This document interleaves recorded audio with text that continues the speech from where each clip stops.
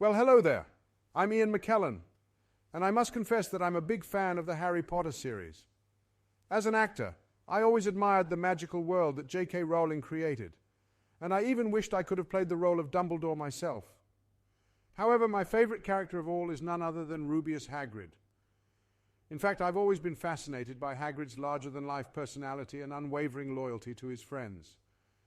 So as a bit of a fan fiction aficionado, I've come up with a little tale that I'd like to share with you all. It's a story told from Hagrid's perspective about a particularly memorable and slightly embarrassing moment in his life. So, without further ado, let's dive into the world of Hagrid and see what shenanigans he's been up to. I'd never been much for fancy clothes, being a half-giant and all. But one day, while cleaning up the Great Hall after the Triwizard Tournament, I found myself in a bit of a predicament. I'd just finished tidying up the mess left behind by the dragons when I came across a bundle of clothing that had been left behind.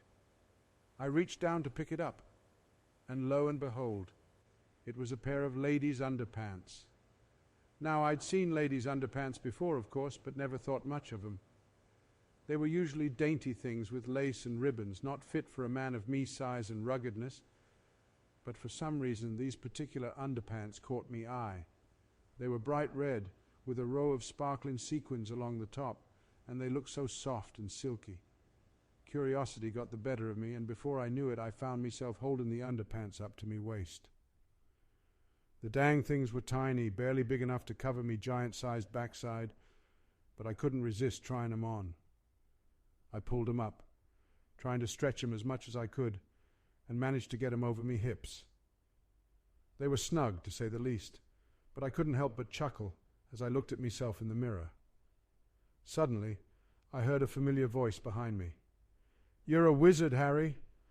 I turned around to see Professor Dumbledore, twinkling eyes and his long white beard flowing down to the floor. I blushed furiously, feeling caught red-handed, or rather red-underpantsed. "Oh, Professor," I stammered, trying to come up with an explanation. "I was just, cleaning up. Found these and, was trying to put them away." Professor Dumbledore's eyes crinkled in amusement as he looked at me, and I could tell he was trying to hold back a laugh. "Well, Hagrid," he said, his voice full of mirth, "I'm afraid those are not exactly the kind of clothes you usually wear." I quickly pulled the underpants down, feeling thoroughly embarrassed, but also relieved that Professor Dumbledore seemed to find the whole situation rather amusing. I couldn't help but chuckle nervously as I scratched my head. "Right you are, Professor," I said sheepishly. "Won't be doing that again, that's for sure." Professor Dumbledore chuckled softly, patting me on the back.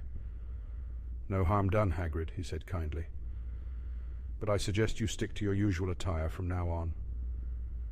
And with that he left the room, leaving me standing there, feeling a bit foolish but also grateful for his good-natured response.